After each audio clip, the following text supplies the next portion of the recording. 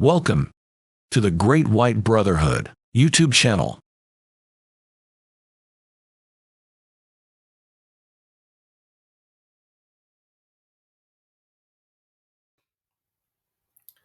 Hello everyone, welcome back. Today we're going to be looking at chapter 9, entitled The Dying Process. This is a bit of a longer chapter, so I will be breaking this up into two parts, but still into one video to review. Okay, so let's get started here. Chapter 9, The Dying Process. Let us assume that all the readers of this book will be aware of the various types of employment taken by people, the different personalities that people have, and the way that they pass their incarnation, and fast forward to the point where the incarnation ends. Once again, we will assume that some people pass naturally at the end of a long life, while others find that their term on earth truncated by illness, accident, suicide, and so forth. No matter what the cause and what the duration of that life, in one way or another, most people will go to what are termed the heavenly spheres, although, as we have mentioned in various talks, there are no domains, but only levels of consciousness. However, to avoid confusion, we will refer to heaven as a domain, a vast and many layered area that all souls go to at the end of their incarnation on earth. Before proceeding with details of how the transition from one plane to another occurs, we should point out that planet Earth and all the so called physical galaxy fits into the description concerning the fact that it all only exists as a figment of our imagination. All that may be observed is not real as people imagine it to be, and exists by what is referred to as collective consciousness, otherwise known as cosmic consciousness, the id. A better term would be cosmic illusion, but as people reading this book can attest to, it appears real and solid. In a similar fashion, the various levels of heaven appear just as real as the world in which you currently live in does. Illusion can be very persuasive. Just as the vast majority of people incarnate are convinced that the earth is a solid body, excuse me, and that all life that one can observe has physicality, so the heavenly spheres appear as solid and real. Indeed, few are the numbers of people able to see through the illusions, either of physicality or of the higher levels that are referred to in many works on esoterics. So, as long as things appear real, there is no reason to question them. So, as we mentioned, to avoid confusion, we also will follow the trend. Consider Earth as solid and heaven as a plane, a dimension to where one migrates at the end of incarnation. Now, we need to understand that a physical entity, man, animal, or plant, has a physical body, the part that we are used to seeing because it is created from certain atoms that physicality requires and forms a shape according to the logos of the creature. We are all familiar with the shape that humans have, many animals have, and some plants. Those shapes are created around the blueprint, the logos of that entity. However, the logos is not a physical force. It is an invisible spiritual force, and yet can influence so called reality to create that which is observed by people and animals' physicality. This physicality, so real, is almost an impossible concept to deny.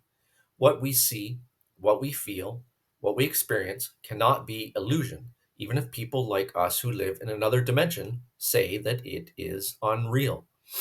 Can this problem be solved? We search for truth, not illusion, as we need to try to resolve this apparent dichotomy. Either physical life is as we experience it, or it is not. Let us try to give some sort of explanation that we hope will enable some people at least to comprehend. The God force has created a number of bands of different frequencies, as we have previously explained. Each frequency or carrier wave is a basic structure, invisible of course, that enables life in its various configurations to exist. We have previously compared these frequencies to the carrier waves that supply you with TV or radio programs. You change the carrier wave and you change the program. This is an excellent way of explaining the various dimensions that exist, sometimes referred to as auras. However, there is one major flaw in this analogy. TV and radio channels bring us illusion. Even if the original information captured on cameras, or on microphone was of real events, that which is broadcast to us is a sort of copy of the original event.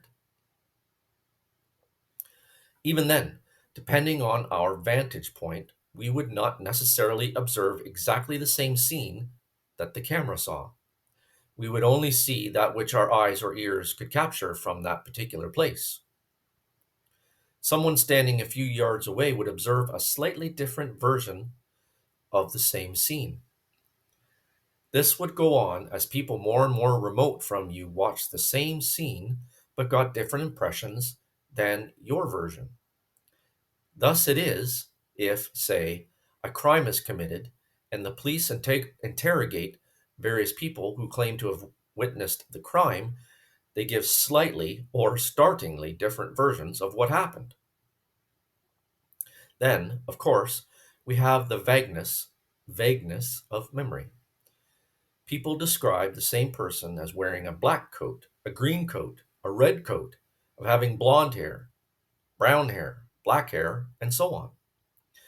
The point we are trying to make is that no two people have exactly the same concept of an event. This being so, how can we be sure of what physicality is? Now, if we carry this thought on, we ask ourselves, what is the truth about life? We accept that some people are male, some female, some with white skin, others with black, brown, yellow, and so on. Some people live in big houses, some in small. We could go on endlessly describing the difference between any two people and any two situations. And yet, we all say that we live in a physical world. A moment's thought will show you that there is a problem. How can physicality be real if no two people experience the same thing? So, we need to search deeper to reveal just what physicality is. Clearly, it cannot be as solid as we imagine, or we would all have some degree of common acceptance, some common denominator that would give us a basis for comprehension. So, where does the idea of solidity of physicality come from? This is where this great illusion concept is born. The archangelic beings that helped construct physicality, the directors of life, needed to find a method of persuading us that planet Earth is solid and all life that is on it has solidity also. So they implanted in our minds a concept that is difficult to describe and difficult to comprehend. They created in our collective logos not only that we are alive and that we are God, but also the concept that, for the duration of an incarnation, the conviction that we are physical. This is a very weak reply to the question, so we will try to expand. The directors of life put, in association with our logos, a concept that we could identify with the carrier wave that corresponds to physicality. This concept allows us, from the moment of our incarnation until its termination, a belief that what we see and experience is real in terms of physicality. The closest that we can get to explaining it is to ask you to imagine that you are watching a performance on TV, but that you are not merely an observer, but that you are actually one of the performers, that you are taking part in the program being revealed on the screen. We have mentioned this before in other talks on the subject of reality, but we have mentioned it again in an attempt to enable you to realize that physical reality, is but an illusion. However, You have no option but to accept this illusion as it is, put into association with your logos, and thus is as important to you as the fact that you are alive and are God. Thus, people incarnate have little or no choice but to accept that physicality is real, at least for the duration of their incarnation. And then we can move on to other forms of apparent physicality, but in astral form, with different rules to the game. We will say, as a last part of this explanation, that it is possible to break through this illusion mentally and see life as an illusion, but even then, that very advanced person would still be bound by the fact that, whilst in physicality, he is bound, to a certain extent, by the rules of physicality. That part of his logos that ties him to physicality cannot be broken until his incarnation ends. Thus, all humans and all life on planet Earth has this lock that binds him to physicality. To return to what we were discussing previously, the move from physicality to astral at the end of our incarnation is possible because the lock mentioned above opens and frees us from being tied to physicality. Once this happens, the person that is you is freed from the shackles of physicality, and the person can move away from physicality and into the astral realms permanently. Some people, through meditation, are able to move into their astral form for a while, but are compelled always to return to the physical world. This chain that binds us to physicality is seen by some mystics as a silver cord. It is the tie that binds us to our physical body during our incarnation. Other people watch a dying person's Other people watching a dying person say that they see the light leave the eyes of that person at the moment of their demise. Once again, this is the animating spirit, the real person, leaving the body when the tie is broken. Either way, the fact of the matter is that once the cord is broken, once the lock is opened, the spirit of that person leaves its connection with physical body and is liberated. Before going on, let us spend a few moments in examining who you are, so that we may better understand which parts of you are freed and which parts remain with this corpse. Now, we can't tell you every part of your spiritual body because it's far too complicated and complex for most people to understand, and although we wish to be open and honest with you, there is no point in confusing you. Indeed, there are many people who have spent long years in the heavenly realms who are still not advanced enough to understand what constitutes a human. We are all familiar with the physical body that by some miraculous means has a heart that beats without us needing to pump it, except by those who have what is called an artificial heart, causing blood to circulate around the body and through the brain. The blood absorbing nutrients, and particularly oxygen, via the lungs that, in some way that seldom people question, enable the brain to send electrical signals to the various parts of our body to keep it alive. Do people question what force causes the heart to beat? Supply the brain with what it needs to produce electrical signals that cause the heart to beat? This almost equates to the chicken and egg situation that was mentioned a few chapters ago. The difference being that we know what keeps the whole system working. The magic that keeps the system functioning is that which we refer to as the spirit. Whilst this is so, the spirit, which is actually the God force, excuse me, that we have mentioned many times, may well be the motor, as in the motor of an automobile. Sorry, let me start again. Whilst this is so, the spirit, which is actually the God force that we have mentioned many times, may well be the motor, as in the motor of an automobile. It is not the whole story by any means. If you are familiar at all with the workings of an automobile, you will realize that to make that mechanical contraption take you anywhere, much more is required. So, the spirit, being the power source of any living object, required many more things to make it function. In the case of a human, there are a large number of invisible spiritual parts that must work together to enable a person to be alive. We have already mentioned some of these: higher self or higher mind, mind, closely associated with physical brain, imagination, will, auras, chakras, and so on. As we said, there are a number of other parts that we cannot, for the moment, describe because we do not wish to stray from the subject, all of which must work silently in the background in order for the physical body to operate. These physical parts are locked together with the physical body and the logos, but at the moment of death, the lock is opened and the spiritual attributes are free to wander away from the body. We apologize for taking so long to get to the point of where what is referred to as the spirit goes to once freed from the body, but the subject is complicated, and we want you to have a clear understanding of what happens at the moment of death, so we feel obligated to keep bringing in other aspects as they arise. Once again, we must break off to mention near-death experiences. It happens, for one reason or another, to some people that they appear to die and find themselves going through the death experience that we hope to describe shortly. The point that we wish to discuss is that sometimes the person is met by what seems to be a godlike figure and is told that it is not yet his time to remain in the heavenly spheres, and that he must return to his body and to his life on earth. The question we ask and hope to answer is, how does this godlike figure know that the person is not truly dead?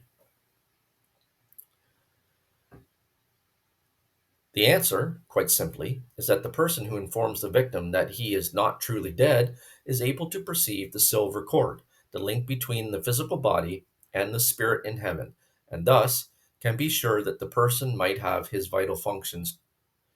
Let me start again. The answer, quite simply, is that the person who informs the victim that he is not truly dead is able to perceive the silver cord, the link between the physical body and the spirit in heaven, and thus can be sure that the person might have his vital functions no longer working, but that the person is not truly dead. Once that cord is severed, the person must be considered dead, and nothing can resurrect him.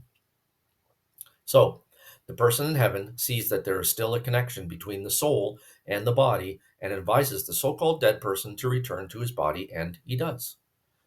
So, at long last, let us examine what happens when we get to the sad or happy moment when this tie to physicality is broken and the spirit is, at last, free to resume its long journey back to the Godhead.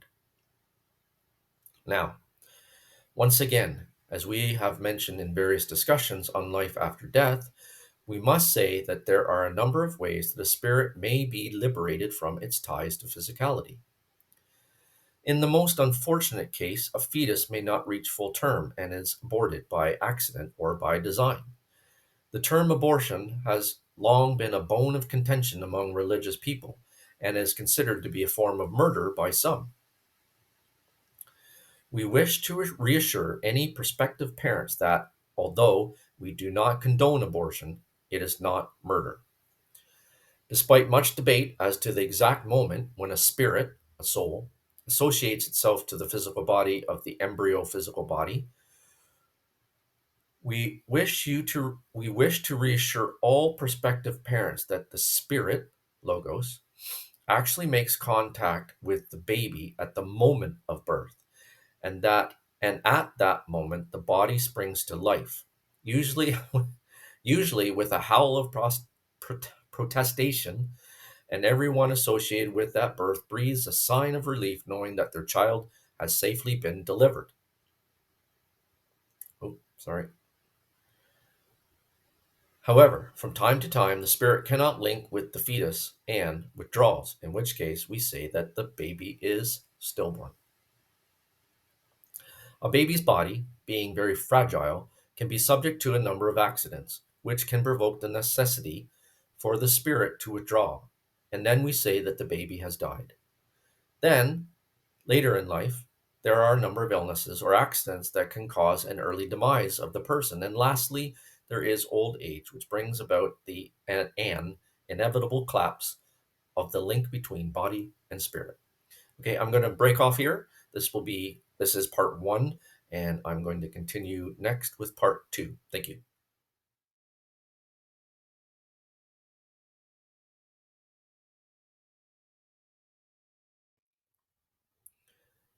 Welcome back. This is now part 2 of chapter 9, and we continue.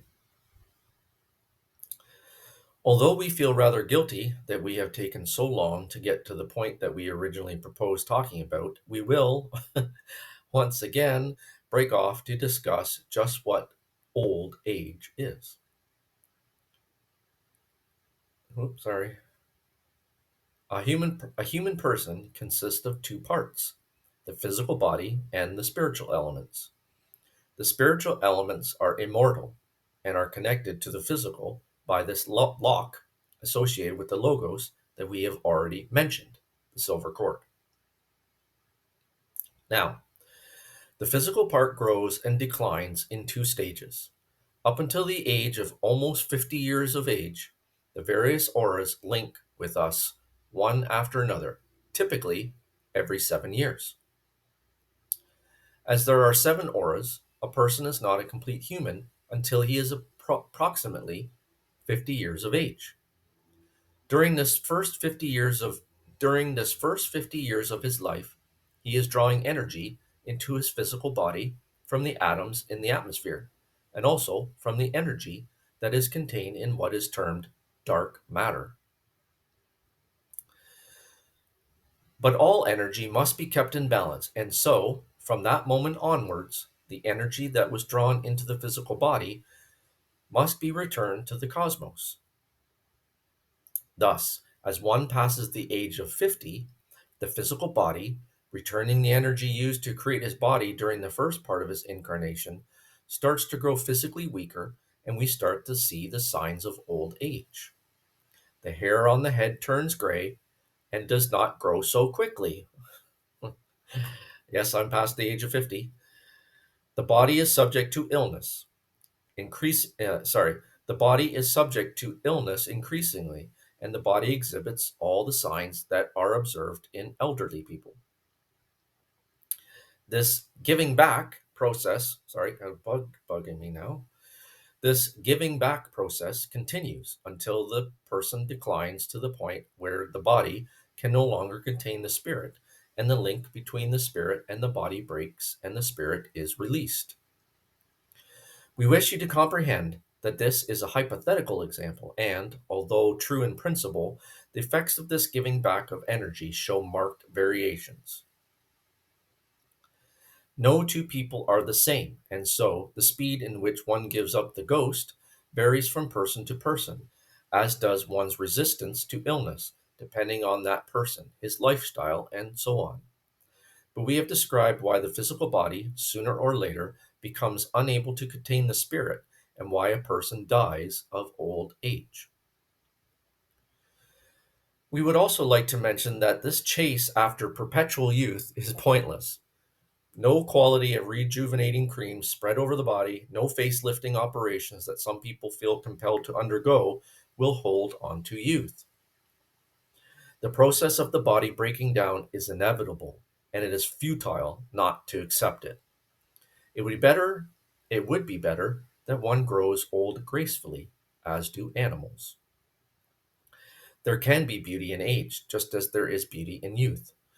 We would also like to stress the advantage there is in having all of the auras attached, and thus has more chance of making wise decisions instead of the rash, impulsive actions that young people often take. Eventually, whether through accident, illness, or age, the cord snaps and liberates the spirit. Generally speaking, the spirit, the true you, goes to heaven. But there are a number of ways in which this journey to heaven can occur. We will describe first the tunnel of light. What happens in this instance is that within a very short space of time after the lock is opened and the spirit freed, the person finds himself in a long tube of multicolored lights. He finds himself drifting slowly along this tube, Without having to walk, he moves automatically. He may hear music of some sort. This tunnel, this tube, is actually a portal that opens momentarily to convey the person to the next dimension. This portal is actually an aura connected to a chakra point at the top of the head and actually exists all the time. The person, when incarnate, does not normally see either the chakra nor the aura, but they are there and are part of his makeup, constantly maintaining a link between body and his higher self, higher mind, which is also in heaven.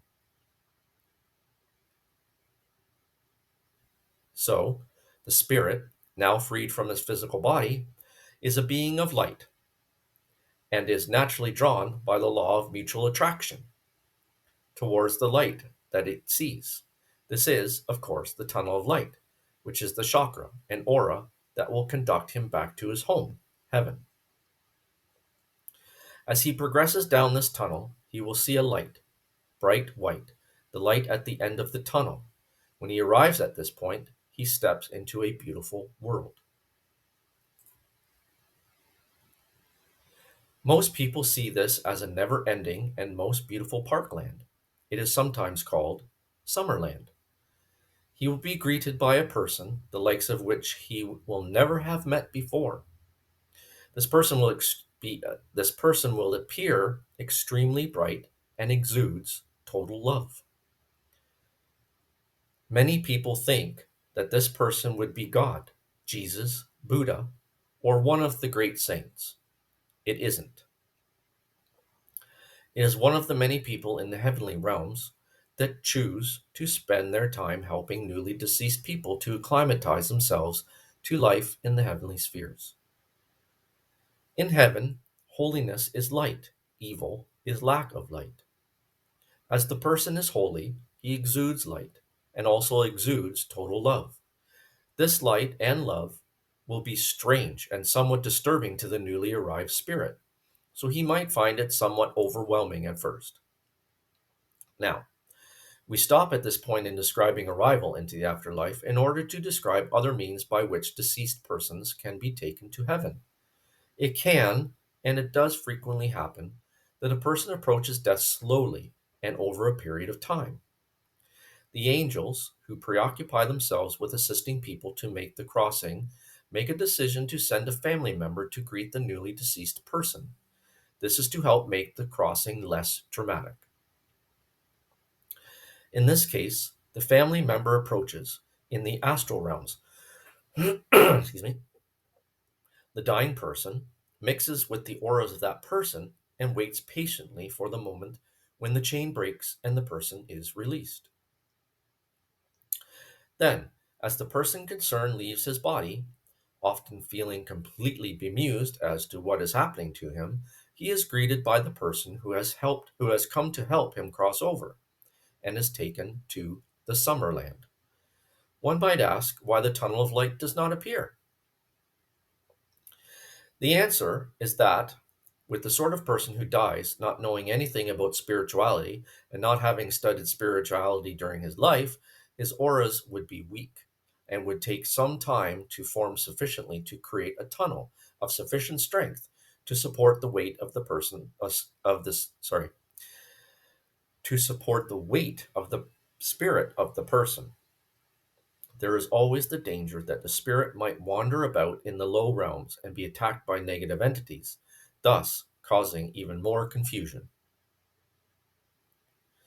To avoid this, a relative or a close friend greets the person and escorts him, by the law of mutual attraction, back to heaven, from whence he came. Now, we consider the case of sudden death due to accident or suicide. The result would be similar to what is mentioned above. For those who have been good and kind for most of their lives, they would have strengthened their auras even if they have not consciously done anything to strengthen them. That person would find himself in the tunnel of light, the head aura, and would proceed to the light of Summerland. Similarly, for someone who had done little to develop his auras, a person would immediately be dispatched to receive the deceased person and would guide him to heaven. We must mention something that has only recently been developed.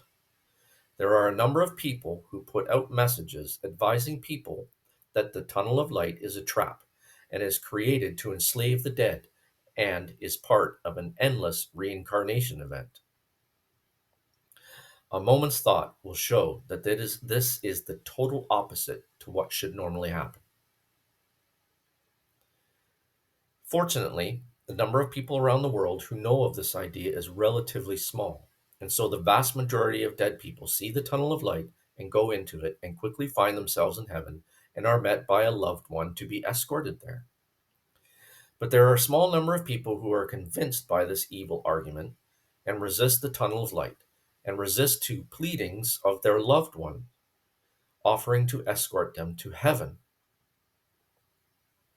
As those who have read this book thus far will quickly realize, this recent idea is an Archon invention. One should always be on the lookout for Archon invention in our lives. The Archons are constantly seeking to harm humanity. It is easy to see an Archon invention. Anything that one can feel is natural, good, beneficial, and that one is told is harmful is sure to be of Archon origins. These entities do not invent, but they take events that occur in life that are good and turn them upside down and present them as evil. Evil things that one would normally reject, Archons present as good, beneficial, and positive. Thus, in the case of proceeding down the beautiful tunnel of light, which would normally be accepted as a pleasurable experience, people are encouraged to reject. As we all have free will, a small number of people, when they die, refuse this tunnel of light, refuse to be guided by a loved one, and so thus find themselves in limbo. Limbo is not a place so much as a state of mind. The person wanders about, close to earth, completely lost and confused. This, once again, creates fear, which is food for archons. This state of being in limbo can last a short time until the person calls for help and an angel comes and guides him to Summerland, or it can last for long ages in the case of a person who refuses to believe he is dead. He becomes what is known as an earthbound spirit. These earthbound spirits are the cause of hauntings, which are quite simply people deceased who refuse to believe that they are dead and thus remain in spirit form in their old homes. Thus, when they see new people coming in to occupy what they consider to be their house, they seek to chase them away. We, who live in the heavenly realms, cannot intervene, as we have no right to interfere with free will, but it saddens us to see people suffering, either through ignorance or through the evil actions of others. Once again, we are concerned that the concept that the tunnel of light is a trap might become collective wisdom, and most would believe, which is the objective of the archons and those who work to spread their evil agendas. Thus, we encourage all who can to refute this embellished stupidity and encourage all to accept that the tunnel of light is the connection between man and heaven. Imbil, imbil, in, imbil, imbes, I'm not even going to say it. I'm sorry. I apologize to everybody. To round off this chapter on the dying process, we should mention the etheric double. As we have explained, all life has a physical body, 7 auras, and 7 chakras. Now, the auras can contain a great deal of power, and if they were to be directly connected to the human frame, could cause harm. Thus, the chakras, which are the connecting points, are connected to an etheric double. This appears as a gray mist surrounding a person. Its purpose is to act as a transformer, reducing the power of the auras to a level acceptable to the human body. It is not an aura, it is, in a way, part of the physical body, and when a person dies, the etheric double will dissolve back into etheric matter from which it was made. But it can wander about on its own for a while, and is sometimes seen in graveyards as a misty white figure, wandering near the place where someone was recently buried. It will eventually dissolve and, if seen, should not be the cause of fear, as it is not alive and will not harm anyone. That is the end of the chapter. Seemed to end a little abrupt, but that's it for this chapter. Let's see. Yeah, the next chapter is chapter 10, Into the Light. So I think what happens from that chapter, pretty much just a continuation on into this chapter, will explain what happens after the dying process. Okay, so thank you very much for watching. I apologize again for stumbling and bumbling. But if you have any questions whatsoever, please do leave them in the comments below the video, and I will happily answer them, or any question in general. And I'll see you again on the next video of Chapter 10. Until then, thank you very much. Thank you for watching this video. Please visit our website at thegreatwhitebrotherhood.org for free books and lessons to help you on your spiritual journey.